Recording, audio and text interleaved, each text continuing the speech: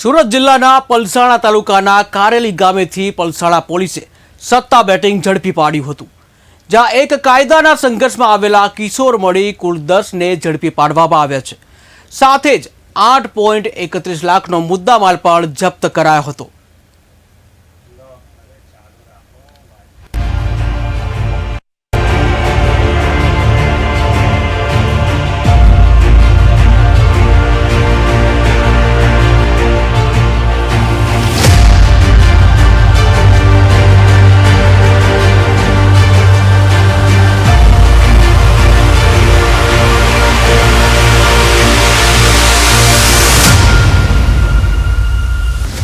દેશમાં હાલ cricket match અને આઈપીએલનો ફીવર શરૂ થયો છે, ત્યારે સટુડિયાઓ પણ ગેલમાં આવ્યા છે.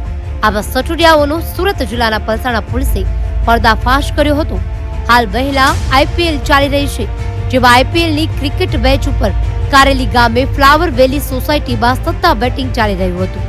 જે બાબતની પોલીસને બાતમી મળતા પોલીસે બાતમી મુજબ જગ્યાએ પહોંચી હતી અને સત્તા બેટિંગ કરી રહેલા 10 જેટલા શકુનીઓને રંગે હાથે ઝડપી પાડ્યા હતા.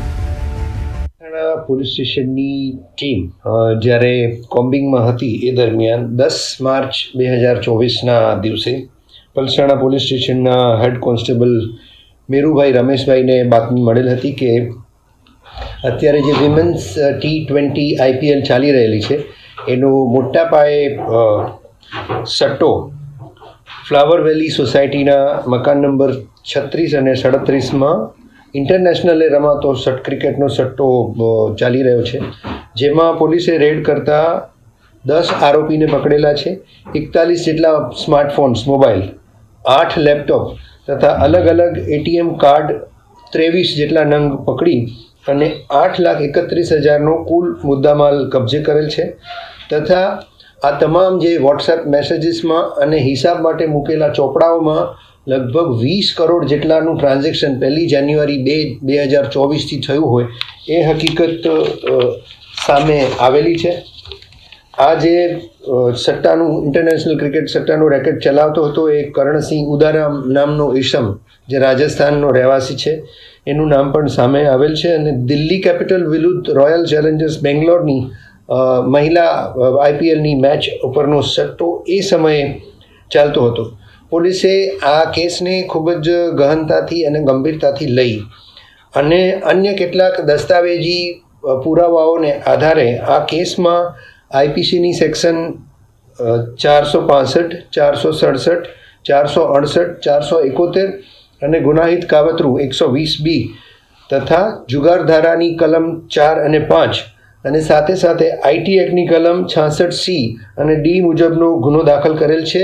અને 10 પકડાયેલ આરોપીમાંથી એક કાયદાના સંઘર્ષમાં આવેલ બાળક પણ છે, જેમની ધરપકડ કરવામાં આવેલી છે અને 16 તારીખ સુધી સાંજે રિમાન્ડ પણ મેળવેલ છે. આમાં 41 મુદ્દામાલ જે મોબાઈલ પકડાયેલ છે એની કુલ કિંમત 6,71,000 થવા જાય છે.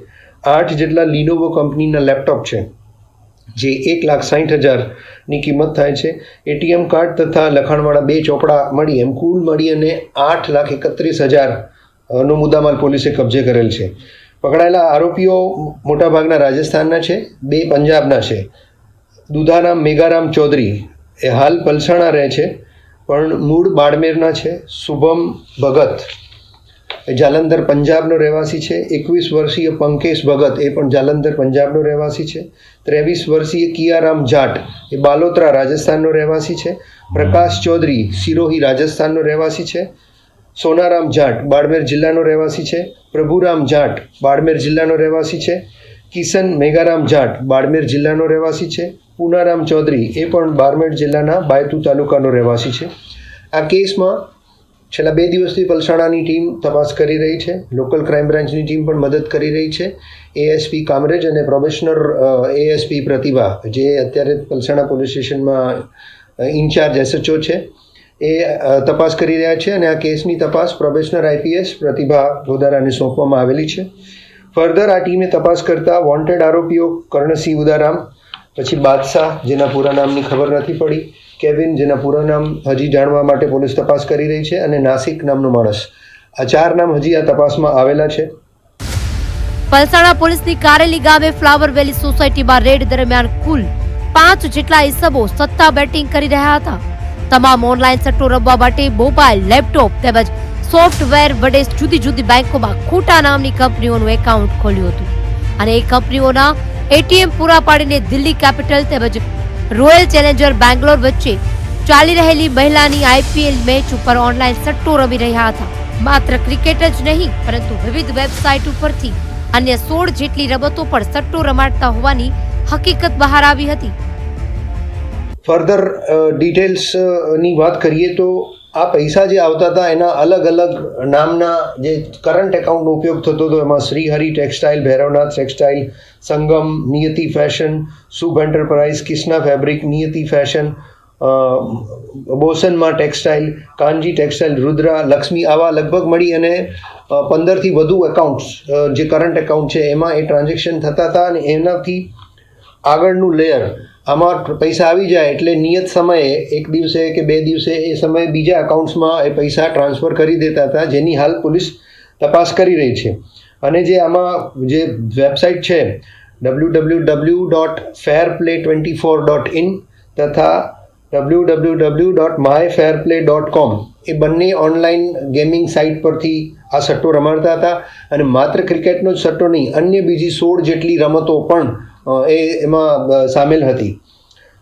આનું એક ઇન્સ્ટાગ્રામ પર પણ ફેર પ્લેની ડિટેલ છે. ઇન્સ્ટાગ્રામ પર પણ એની સાઇટ છે. એ સાઇટ પર વિઝિટ કરી અને ત્યાંથી વોટ્સએપ નંબરના માધ્યમથી આને કઈ રીતે ઓપરેટ કરવું એની જે યુઝર અને જુગાર રમનાર લોકો હતા એને ડિટેલ આપવામાં આવતી હતી. એ વોટ્સએપ નંબર પણ અનનોન ટાઈપના છે, જેની પણ તપાસ સાયબરની ટીમ પણ સાથે જોડાઈને કરશે. આની સાથે જે અકાઉન્ટ જે ઓપરેટ થતા હતા એ ઇન્સ્ટાગ્રામ થ્રુ કે વેબસાઇટના મારફતે, આ બે મેં જે તમને કીધું એના મારફતે મોબાઈલ નંબર રજિસ્ટ્રેશન કરાવો એટલે આમાં તમને અકાઉન્ટ નંબર મળે. અને એવા 3 મેઇન અકાઉન્ટ નંબર જે છે એ શ્રી 135, શ્રી 136 અને બાલાજી FP 1111 સુધી પણ પોલીસ પહોંચી ગયેલી છે. એ સિવાય ફિઝિકલ ચોપડાઓ બધા કબજે કરવામાં આવેલા છે. અને આ જે બેંક અકાઉન્ટ રજિસ્ટ્રેશન જે ત્યારે કરવાની પ્રોસેસ ચાલે એના 300 રૂપિયા પણ આ લોકો જે સટ્ટો રમનારા છે અને મેઇન બુકીઓ છે એ આ કેસમાં લેતા હતા.